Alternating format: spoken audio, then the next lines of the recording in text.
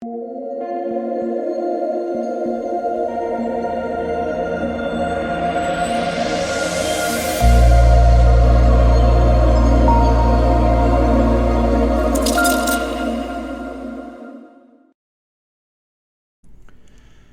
what is going on, guys? It's DK. Back at you with another video here to bring the 5-game NBA main slate on Tuesday. Before I get in the video, if you guys are new to the channel, welcome. My name is DK. I make daily videos and live stream for NBA and NFL slates on Draftkings. If you're unable to watch these YouTube videos, I also upload on Apple Podcasts. Link down below. It's called the DKDFS Show. If you're interested in signing up for premium content, now is the perfect time. Start of the month. I offer a few different packages: NBA, NFL, and esports package. And I do want to thank the sponsor of the video, Prize Picks. So I was checking the NBA board. Don't see any up for fantasy scores yet. That's usually later in the night or early tomorrow. But yeah, so for Prize Picks, there's a couple different ways you can play. The first way is taking over-under in like points, rebounds, assists, pointers made. And the second way is taking over-under in straight-up fantasy points. So if you guys want to try it out, you can sign up using my code DKDFS. That is DKDFS, all one word. You'll get a 100% match up to $100. You can mix and match sports too. They have basically every sport you can think of: football, basketball, soccer, tennis, esports. So yeah, if you guys want to try it out, make sure to use my code. And again, you'll get 100% match up to $100. And yeah, sorry for not uploading, guys, the last couple days. I've been pretty under the weather. Been pretty sick the last week, but especially the last few days. Now, I did get a test. Thankfully, it's not COVID, so that's good. But yeah, apologize for no videos on YouTube. Still been grinding out the Patreon content. But yeah, just been not feeling the best. So, but feeling decent enough to put out a video here for YouTube. If you guys do enjoy all this content, make sure to hit that like button, subscribe, and hit the notification bell so you know when I upload videos and go live. Okay, so before we talk about players and the prices for the 5-game slate, we can look back at my lineup here from Monday's slate. So last like a week or so-ish, I've been having like the worst possible luck. So I lowered my stakes. I played pretty light tonight. And of course, first night I play light, my lineup goes off. It's just like, is there just a lock to happen? Like, is it just lock whenever you play light in a slate, you're going to do amazing? I feel like it literally happens every single time for me. So let's go over my lineup. Maxey, Korkmaz, Batum, Horford, Drummond, Ja, Giddey, and Jokic. Now, I did want to get Triple J in there too. But after I was making some changes, after we knew John Morant was going to play, I originally was going to play Tyus Jones. Can we talk about that for a second? I was like, I was telling everyone on Patreon, I was like, you want to play Tyus Jones if John Morant gets ruled out. Well, apparently you want to play him if John Morant gets ruled in too. Do you guys happen to see what Tyus Jones did with John Morant playing? He went for like 40 fantasy points. Like, what on earth is that? But yeah, I had to make a couple changes. I want to get Triple J in there. Still really like Triple J. And if you played, I mean, Triple J was absolutely smashing Jerry Jackson Jr. and then doesn't play the second half basically because of just massive foul trouble. It's like, I'm just not surprised. He just, God, that guy is such a frustrating. Can Draftkings make him 7K again so we don't have to think about rostering him? Because obviously they're luring us in with a 5.4K price on Triple J. But yeah, I wanted some Philly exposure. But I was hammering him. I was like, you should play. I told people, I was like, if you're playing 150, play 150 Drummond. Lock him in. The only way he fails is injury or massive foul trouble. I wanted Drummond plus at least one more Philly guy. I went to Korkmaz. Had a decent game. Maxey, floor game, but it is what it is. Batum was one of my favorite value plays. He had a really, really good game. The game did stay close. I liked Horford. He went for 42 fantasy points. Was really, really solid. He's been really good this year for Boston. He's stuffed in the stat sheet. Yeah, he's played really, really well. I went to Ja Go at low ownership. He had a really solid game. And then Giddey. Giddey was huge for us, huge for myself too, and for Patreon members, core play. Almost 40 fantasy points for Josh Giddey. Started really slow, but picked it up there. And then finally, Jokic floor game, but I will play Jokic in that spot. And this slate, when the studs didn't really look that great, Jokic was by far, before the slate happened, obviously, he was the best spend up. So that's it for the look back, guys. Had a really, really good night. Hoping to keep it going. Here's the look back in the Thunderdome. So they did play TJ McConnell. I talked about this in live stream too on Patreon. How McConnell, I made a mistake not included him. I got caught up in recency bias. I had TJ McConnell as a core play last slate. Everyone was hating on me. They're like, why we play TJ McConnell and Karis LeVert's back? He's a bad play. Well, TJ McConnell at this slate was like 15% ownership in low stakes. In the super high stakes of the Thunderdome, again, as I always say, the good plays or the Ownership always condenses in the good plays. McConnell was like very low in the low stakes. He was the chalk in the high stakes, and he smashed. And I got bit by recency bias there. Nothing changed with TJ McConnell other than he let me down in a massive way. Lastly, he had 2 first-half fantasy points when I played him as a core play. Like, really, bro? Really? But, of course, tonight, he goes absolutely off. But again, that was a mistake on my part. I definitely should have included TJ McConnell in my player pool. 100%. It happens to me from time to time. I tell you, you can't be caught up in recency bias. That happened to me with TJ McConnell. Massive mistake on my part by not including him in my player pool. But yeah, McConnell's a super sharp play tonight. Giddey, Anderson's a bonus. Drummond, Gary Trent. Okay. The last like week 10 days or so, I just feel like I'm being trolled by all these players. Like, player lets me down, the next night they go for a career night. Let me just tell you guys this before we get into the breakdown of the 5-game slate. You guys know I hate Gary Trent playing in DFS. I absolutely hate playing score-independent players, okay? The last slate, value was a little bit tough, and he was playing 35 minutes a night. So I'm like, you know what? He was like 4.5K. I'm going to play Gary Trent Jr. You want to know what happened last slate with Gary Trent Jr.? Again, every other game, 35 minutes. I play him, no foul trouble. Let's just play him 23 minutes. No, just 23 minutes for Gary Trent when I finally buy in. I finally buy in, and they randomly cut his minutes for no reason. You guys want to know how many minutes he played tonight? He played 45 minutes.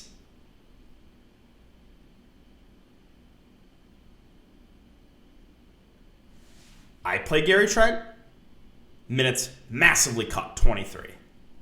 Fade Gary Trent. He plays the entire game. Now I know, right? No Scotty Barnes. Sure, that's a usage bump to Gary Trent. I don't deny that. But Gary Trent, again, he doesn't do anything besides score the ball. So, like, he can still have a bad game, right? It's like, he's just going to get more shots up. Whether or not he makes those is questionable. What I was tilting was not the Gary Trent big game. I was tilting the 45 minutes, right? Like, 45? Really? After I play, he plays 23 minutes? Okay, that's the last thing I had to tilt about. You cannot make that stuff up. The McConnell game, then the Gary Trent Jr. game. It's just like, I'm literally going crazy, guys. I'm sorry. I'm literally going crazy. Some of the stuff that's been happening so far to start the year. Let's see. Was there any other ownership I wanted to talk about? I mentioned that McConnell was a super sharp play tonight. Massive mistake on my part by not including him in my player pool. Drummond 100% owned, as he should have been. You should have played 100% Drummond. Triple J was 40% owned. He was a great play. Great play. But again, just didn't play the second half because he just can't keep his hands to himself. Was on pace for like 40 fancy points. Just unreal. Just unreal there. So if you play Triple J, I completely feel you. That's just unbelievable. Jokic was chalk to 75% Jokic in the super high stakes. Again, he was by far. What you have to do is you always want to look back, right? It's like checking your homework when you look back and you can check out ownership in high stakes. You have to have this mindset of look back before the slate started. You can't be results oriented. You have to look back before the slate started and think, all right, did I make any mistakes here, right? Not looking at results before, like you have to X out the results. You have to look back and be like, all right, did I make mistakes here? Like, think through it, right? Check your work. Again, a mistake I made 100% was not including TJ McConnell. So that's it for the look back, guys. All right, let's talk about this 5-gamer. We have only one game out in the Vegas totals. That's the Kings and the Jazz, the 219 over under, and the Jazz are 9-point favorites. So we'll start off the Milwaukee Bucks. Well, the whole team's out. Giannis Antetokounmpo probable, but Middleton, Drew, Brook Lopez, DiVincenzo, all out. Grayson Allen probable too. So we'll start with Giannis Antetokounmpo, 11.6K. Really, really like him, right? The entire team is out. He's having to do everything himself. I think he makes for a great spend up. Don't just spend a ton of time telling you that Giannis is a great play. Now this is where things get interesting. The Bucks secondary options. So Grayson Allen at 4.8K. I think he plays around 30 minutes. Is pretty reliant on the scoring. Doesn't do a lot of the peripheral stats. But again, with basically everyone else out of this lineup besides Giannis, I think he's firmly in play. Same with Pat Connaughton, who had a bad game last game. I'm not super worried. Normally, Pat Connaughton is a relatively high floor. So both those secondary options are firmly in play. Jordan Nwora was the absolute chalk. If you played last slate, was that Sunday? I was checking ownership in the Thunderdome. He was like 70% owned. So if you played him, don't feel bad. The Sharps are all over him. 24 minutes, 5 fantasy points. Again, though, he does have that floor, right? If you played Summer League DFS, I played Jordan Nwora a couple times. He shot like 1 of 15 in a Summer League game and got me like 10 fantasy points in the Summer League, right? So the floor is there with Nwora. The ceiling is high if he can hit his shots, but the floor is very, very low. So he's still in play. Ownership is going to drop after he let a lot of these Sharps down last slate.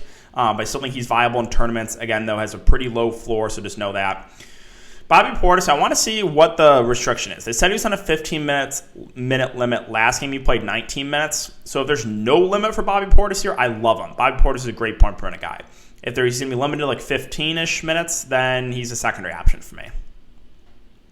George Hill, I've been playing George Hill a lot recently because value's been kind of thin in these slates, and I'm fine going right back to George Hill. He's going to play around 30 minutes. He's not a sexy play, doesn't have insane upside, but probably going to get you around 20 fantasy points, and at sub 4K, I think it's a pretty safe option. The rest of the Milwaukee value, I mentioned Thanasis. I played him last slate at very low ownership. He played 32 minutes. Now, if he can stay out of foul trouble, then I think he becomes a good value play, but the issue with Thanasis Antetokounmpo is he is always in foul trouble. So I'll just mention that. But he's only 3.1K, so he doesn't need a lot to pay off that salary. Rodney Hood probably is going to be in the rotation too, but he's not going to play enough minutes for me to get to him. I'm moving on to Detroit. So Jeremy Grant, 7.2K. Doesn't really stand. Sorry, guys. Doesn't really stand out. Sadiq Bey at 6.6K. I think I prefer him to Jeremy Grant. But again, both are secondary options. Olynyk got in some foul trouble last game. His minutes have been a little bit up and down, but we know he's a solid point per minute guy. If he plays closer to 30 minutes, I like him for GPPs. If he plays only around 20 minutes, he's not going to be as good of a play. Isaiah Stewart at 5K. The minutes really have not been there for him, so I can't go there. Cade Cunningham is not on the injury report. He played 19 minutes last game, so keep an eye on a limit for Cade Cunningham. If there's no limit, I like him a good amount here at 3.6K. If they're going to limit him like 20 to 25 minutes, he's still a solid option, a guy that can kind of stuff a stat sheet. He had a bad shooting game, still for 15 fantasy points last game. Killian Hayes, he has been awful, like god-awful, Killian Hayes. Don't think I can play him with Cade Cunningham back. Josh Jackson off the bench at 4.7 is in play for tournaments. He's been pretty productive this year, but not something you can go to with confidence. All right, Miami and Dallas. So Bam Adebayo questionable, but he was a full participant in practice. Full expect him to play. I'll start with Jimmy Butler, who's been really, really playing well of late. Should play mid-30s minutes. I think he's a super safe option, even at 9.1K. I do think Bam Adebayo is a little bit too cheap, too. In a competitive game, he probably plays around 35 minutes. So, like both stars here for Miami, Kyle Lowry is a secondary option, probably going to play mid-30s minutes in a close game, but really is taking a backseat offensively to the other two there for Miami. And Tyler Hero continues to play well off the bench, should play around 30 minutes. I think he is viable for tournaments, but I don't love the price point. And then the rest of Miami, not much here. I'll tilt this from the previous slate. Dwayne Dedmon was by far and away the best play last slate. And sure enough, he picks up 2 fouls in 2 minutes. Massive foul trouble. He played like 4 first-half minutes. He was like 30-ish% in the low stakes that last slate. He was like 100% in the high stakes. So he was the best play by far. And of course, he gets a massive foul trouble. So I just had to tilt that. Obviously, he's not really in play with Bam and Adebayo, most likely. And that's really it. Like, yeah, you can always play Duncan Robinson and hope he gets hot. He'll play 25 to 30 minutes. Does have an upside, but again, I can't tell you whether or not he's going to hit his shots, right? So he's just a tournament-only play. Moving on to Miami, Porzingis is questionable. Maxi Kleber is out. We'll start Luka Doncic in a tough matchup. I think he's a fine contrarian play. This Dallas team has not been great. Luka's off to a slow start, but we know he can still put up a big game, basically any single game. So I don't mind him as a contrarian spend up. Porzingis, don't get me started here. Let down my lineup when I had that Lakers Spurs stack, and then Porzingis. Ugh. So Porzingis probably going to play and smash when no one plays him. But if Porzingis is out, like, this rotation it's going to be weird. I don't want to play score-independent Tim Hardaway Jr. Dorian Finney-Smith doesn't really stand out. Brunson's now priced about right. He'll play close to 30 minutes off the bench, but 5.5K in a tough matchup doesn't really stand out. Dwight Powell should play I would think 25-ish minutes, maybe a little bit more if there's no Porzingis. So I think he's a fair value play. And then with no Kleba is playing some big minutes off the bench. What is that going to do? Reggie Bullock might start, but I just don't think I can stomach playing Reggie Bullock. I don't know. It's going to be interesting to see what they do with the minutes here with Maxi Kleber out, if Porzingis is in fact out. All right, Sacramento and Utah. Tough matchup here for the Kings. De'Aaron Fox has really not played well to start the year, just shooting awful.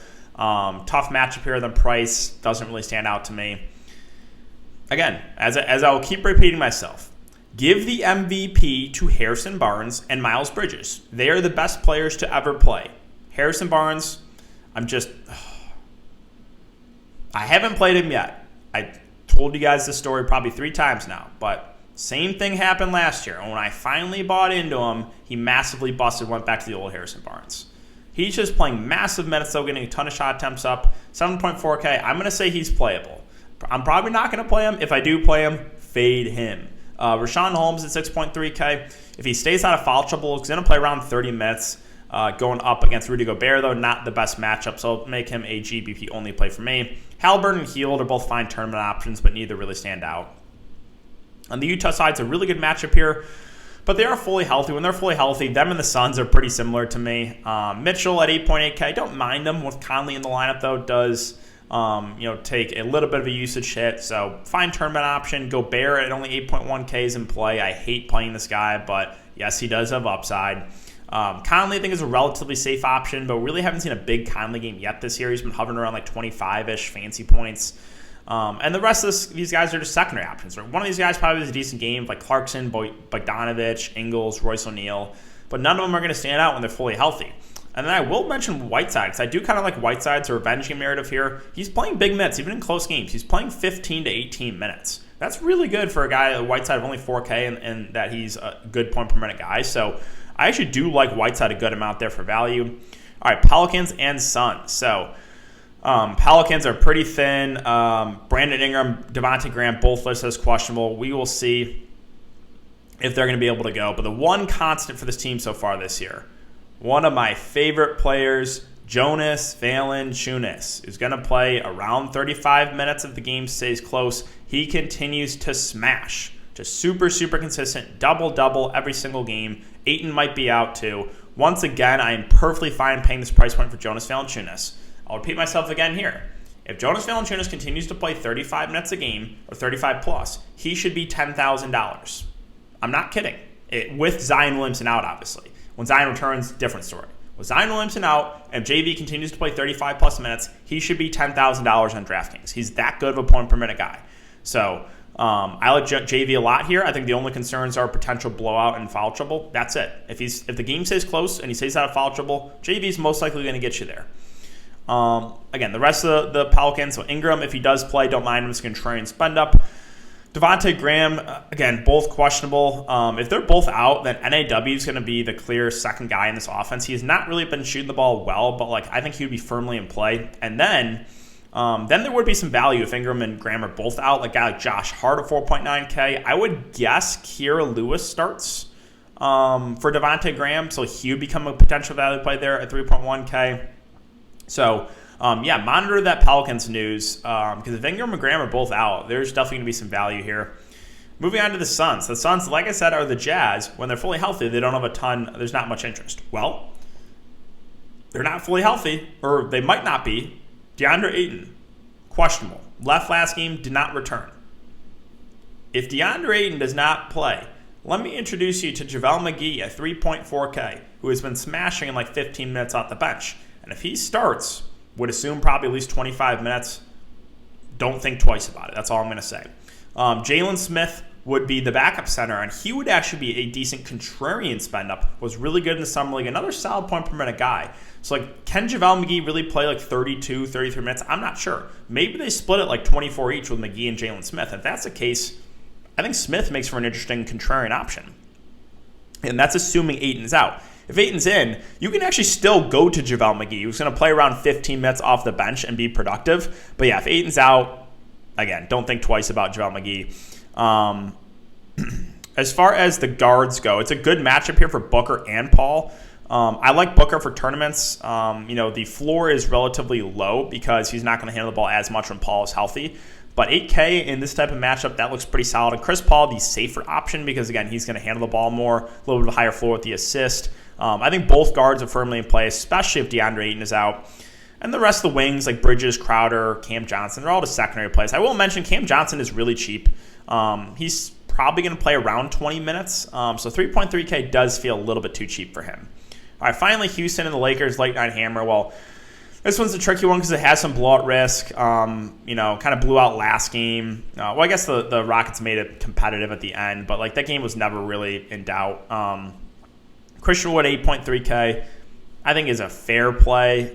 If the Rockets want to keep this game close, it's going to be Wood or one of the guards. Kevin Porter Jr., I like the price again at him at 6.2. 36 minutes last game. He's going to handle the ball a decent amount. I think he is a pretty solid option there. Jalen Green, fine for tournaments. Again, though, not doing a lot with the peripheral stats, which makes him a GPP only play. Keep an eye on Jayshawn Tate. He is currently questionable, got injured last game. If he can't go, that's probably going to mean more minutes for a guy like Eric Gordon. Maybe a guy like, where is he? David Nwaba. Yeah, David Nwaba too, possibly. Like maybe he starts or maybe start Eric Gordon. So potential value there. Like Gordon's always fine. Again, though, he's not going to do anything in the peripheral stats. He's just going to shoot the ball. But he would become playable for sure if Jayshawn Tate is out. And I'll continue to mention Alfred Sengun. My pick to win the Rookie of the Year. Again, if he continues to get big, this guy is great in the offensive end. He's playing around 20 minutes, 15 to 20 minutes off the bench. And he's been super, super productive. So same thing I'll say about Whiteside. I think Sengun is firmly in play here for value. All right, lastly, the Lakers. This one's tough because there's the blowout risk. And then the big three should play. LeBron, questionable. He's going to be listed as questionable for every single game. I expect him to play. When the Lakers' big three play, and they're all around 10K, none of them really stand out. Plus, you factor in the potential for this game not to stay competitive. They're all secondary options for me. Carmelo, just don't know what to make of Melo. Just randomly goes off 8 to 14, 4 blocks. It's definitely an outlier. And most of the time, Melo's probably going to hover around 20 to 25 fancy points, which in my opinion just makes him a secondary option. Bazemore at 4.2. Oh, it's so gross, but he probably plays around 30 minutes. He's been so bad in the offensive end.